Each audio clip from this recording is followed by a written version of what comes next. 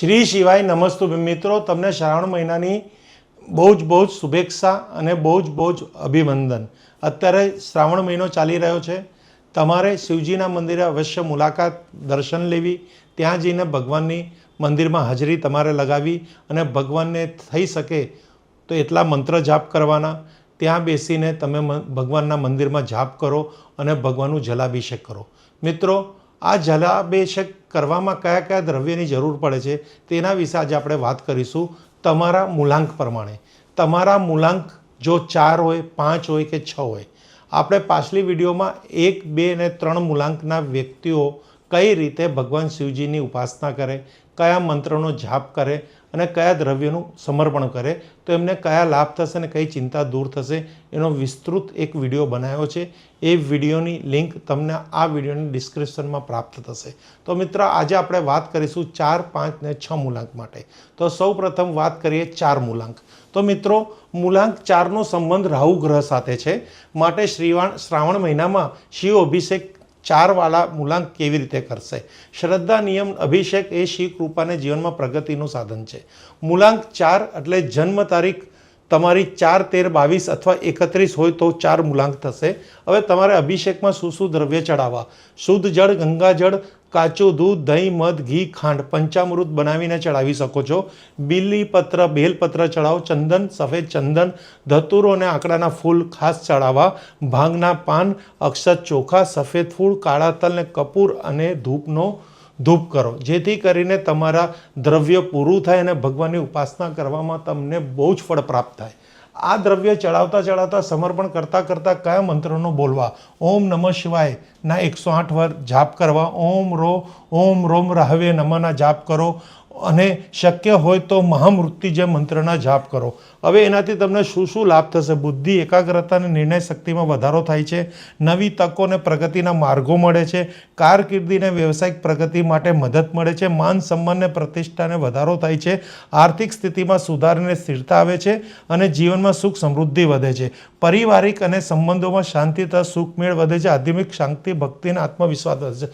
મિત્રો, તમારી મૂલાંક પ્રમાણે જો તમે મેલ હોય, ફિમેલ હોય કે કિડ્સ હોય તો અમે પણ આ જાપ કરી શકો છો અને આ રીતના પૂજા કરી શકો છો। વિદ્યાર્થી વર્ગને શિક્ષણમાં લાભ થશે, સ્ત્રીઓને ઘરના કામકાજમાં લાભ થશે, શારીરિક ક્ષમતા વધશે, સંયોજન વધશે, ઘરમાં પ્રગતિ થશે અને વેપાર અને નોકરી ક્ષેત્ર પણ લાભ થશે। તમારા જીવનની કઈ ચિંતા, જો તમને માનસિક તણાવ, ભય હોય અથવા અશાંતિ હોય, ગુસ્સો આવતો હોય, કોર્ટ કચેરીની સમસ્યા હોય, તમારે ગેરસમજ થતી હોય, ભ્રમ રહેતો હોય, આર્થિક અસ્થિરતા રહેતી હોય, દેવા સંબંધિત કોઈ મૂંઝવણ હોય તો જીવનની દરેક પ્રકારની પ્રોબ્લેમો તમારી સોલ્વ થશે, વ્યસનથી તમે મુક્ત થશો જો આ 4 મૂલાંકવાળા વ્યક્તિ આવી રીતે શિવ ભક્તિ કરે તો। શિવ ભક્તિ માટે કોઈ નિયમ નથી કે કોઈ એવું નથી કે તમારે આવું જ કે કોઈ દ્રવ્ય નથી, માત્ર શિવની ભોળા ભાવે, આપણો ભગવાન ભોળો છે, આપણે ભોળાપણે જ પૂજા કરવાની છે। પર પૂજાની કોઈક વિધિ હોય, એ વિધિની અંદર આ દ્રવ્યનો ઉલ્લેખ થયો છે જે ભગવાન શિવજીને બહુ જ પ્રિય છે। પહેલાં શિવજીના મંદિરે જાઓ, શિવલિંગને શુદ્ધ જળથી જળ ચડાવો, પંચામૃત ચડાવો, પછી ધીરે ધીરે બધા દ્રવ્યો ચડાવો અને ઓમ નમઃ શિવાયના પંચાક્ષર મંત્રનો જાપ કરો, જો જીવનમાં કેટલી સરળતા આવશે। તો મિત્ર, આપણે આગળ વાત કરીશું 5 મૂલાંક। હવે 5 મૂલાંકનો સંબંધ બુધ ગ્રહ સાથે છે। હવે શ્રાવણ મહિનામાં શિવ અભિષેક બહુ જરૂરી છે, ખાસ જરૂરી છે, 365 દિવસ। શ્રદ્ધા, નિયમ ને અભિષેક, શિવ કૃપાને જીવનમાં પ્રગતિ। મૂલાંક 5, જન્મ તારીખ 5, 14, 23 તો મૂલાંક 5 થશે।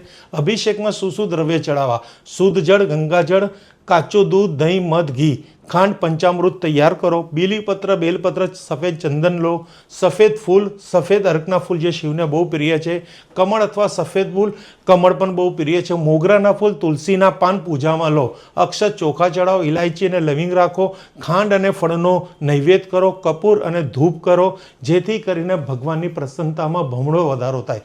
પૂજા કરતી વખતે, સમર્પણ કરતી વખતે, જલાભિષેક કરતી વખતે કયો મંત્ર બોલવો? ઓમ નમઃ શિવાયના પંચાક્ષર મંત્ર બોલો, ઓમ નમો ભગવતે રુદ્રાય એ મંત્રનો જાપ કરો। તમે ઓમ ત્રંબકે યજામહી સુગંધિ પુષ્ટિવર્ધનમ ઉર્વારુકમ બંધનાથ મૃત્યુ મોક્ષ મહામૃતાત, શક્ય હોય તો મહામૃત્યુજયનો મંત્રનો જાપ કરો। તમારા જીવનના કયા કષ્ટો દૂર થશે આવી રીતના વિધિવત પૂજા કરવાથી? માનસિક ચડતા ચંચળતા, ભય અને તણાવમાં રાહત મળશે. વાણી અને સંવાદ સંબંધિત સમસ્યામાં સુધારો થશે. ગેરસમજ અને સંબંધો સુધરશે. શિક્ષણ, પરીક્ષા, ઇન્ટરવ્યુમાં સંબંધિત ચિંતાઓ દૂર થશે. વ્યવસાય, કારકિર્દી સંબંધિત સ્થિરતા ઘટાડવામાં મદદ કરશે. આર્થિક સ્થિરતા દૂર છે. દેવા સંબંધિત ચિંતાઓમાં રાહત મળશે. નિર્ણય લેવામાં થતી મૂંઝવણ અને અસ્થિરતા ઘટવામાં મદદ મળે છે. જીવનની દરેક દિશાને માનસિક શાંતિ વધારવામાં મદદ મળે છે. મિત્રો, લાભ વિશે વાત કરીએ તો બુદ્ધિ, એકાગ્રતા અને સમજણમાં વધારો થાય. વાણી અને સંચાર કૌશલ્યમાં સુધારો થાય. શિક્ષણ અને કારકિર્દીમાં પ્રગતિ માટે મદદ મળે. વ્યવસાય અને વેપારમાં નવી તકો ખુલે. માન સન્માન અને પ્રતિષ્ઠામાં વધારો થાય. આર્થિક સ્થિતિમાં સુધારો થાય. સ્થિરતા વધે. યોગ્ય નિર્ણય શક્તિ અને તર્ક શક્તિ મજબૂત બને. જીવનમાં સુખ, શાંતિ, સમૃદ્ધિ અને આત્મવિશ્વાસ વધે. તો મિત્રો, આવી રીતે જો તમે સાચા હૃદયથી ભગવાનની ઉપાસના કરશો 365 દિવસ, ના માત્ર શ્રાવણ મહિનો, તમે કોઈ એક નિશ્ચિત વારે પણ જઈ શકો છો. હવે તમારા ભગવાન ભોળા છે એટલે ભોળા ભાવે પૂજા કરો તો ભોળા ભાવે તમને ભગવાન પ્રસન્નતા મળશે. મિત્રો, હવે વાત કરીશું 6 મૂલાંક માટે. જેમની જન્મતિથિ 6, 15, 24 છે તો શ્રાવણ મહિનામાં શિવ અભિષેક સર્વ માટે જરૂરી છે. પર મૂલાંક માટે વિશેષ શું માર્ગદર્શન છે? મૂલાંક 6 સૌંદર્ય, પ્રેમ, સુખ, વૈભવ, સમૃદ્ધિ, સામ્રાજ્ય, આકર્ષણ, સંબંધોનું પ્રતીક છે. અભિષેકમાં કઈ કઈ વસ્તુનો ઉપયોગ કરવાનો શું લાભ? જો દૂધ ગાયનું લો તો મનની શાંતિ અને ભાવનામાં શુદ્ધતા માટે છે. ગુલાબ જળ સંબંધોમાં મધુરતા અને પ્રેમમાં વૃદ્ધિ કરે છે. શુદ્ધ પાણી અને ગંગાજળનું મિશ્રણ પવિત્રતા અને જીવનમાં સ્પષ્ટતા માટે. ચંદન સુગંધિત વાતાવરણ માનસિક શાંતિ માટે છે. મધ, શહદ આરોગ્ય, આકર્ષણ અને મધુરતા માટે છે. ખાંડ અને મિશ્રી સુખ, સમૃદ્ધિ અને માન સન્માન માટે છે. બિલ્વપત્ર, બેલપત્ર શિવ કૃપા અને નકારાત્મકતા દૂર કરવા મદદરૂપ થાય છે. કમળ સુગંધિત ફૂલો, ગુલાબ, મોગરો પ્રેમ સંબંધો અને સૌંદર્યમાં વૃદ્ધિ કરે છે. મંત્ર ઓમ નમઃ શિવાયનો પંચાક્ષર મંત્ર તમારે મહામૃત્યુંજયનો મંત્ર કરી શકો. ઓમ નમઃ શિવાયની જાપની માળા કરી શકો છો. ઓમ રીમ શુક્રાય નમઃના પણ જાપ કરો છો. શુક્રના સ્વામી શુક્ર ગ્રહ છે. મૂલાંક 6ના સ્વામી શુક્ર ગ્રહ છે. મિત્રો, હવે સંબંધોમાં તમને અભિષેક કરવાથી શું લાભ થશે? સંબંધોમાં મધુરતા, સુખ, ધન અને વૈભવમાં વૃદ્ધિ. ઘર પરિવારમાં સુખ, શાંતિ, માનસિક શાંતિ, પ્રેમ ને આકર્ષણમાં વૃદ્ધિ. વિલાસ, કલા, આભૂષણ, આરામમાં પ્રગતિ અને કાર્યો ક્ષેત્રો પ્રગતિ, માન સન્માનને વૃદ્ધિ. તો મિત્રો, કહેવાનો ભાવાર્થ એવો છે કે જો તમે કોઈ પણ મૂલાંકના હો 1 થી 9 મૂલાંક માટે ખાસ કરીને પંચામૃતનું વિશેષ મહત્વ છે. પંચામૃત એટલે આપણા પૃથ્વીનું અમૃત. પંચામૃત ચડાવવાથી ભગવાન બહુ જ પ્રસન્ન થાય છે. એનાથી સ્નાન કરાવવાથી ભગવાન બહુ પ્રસન્ન થાય છે.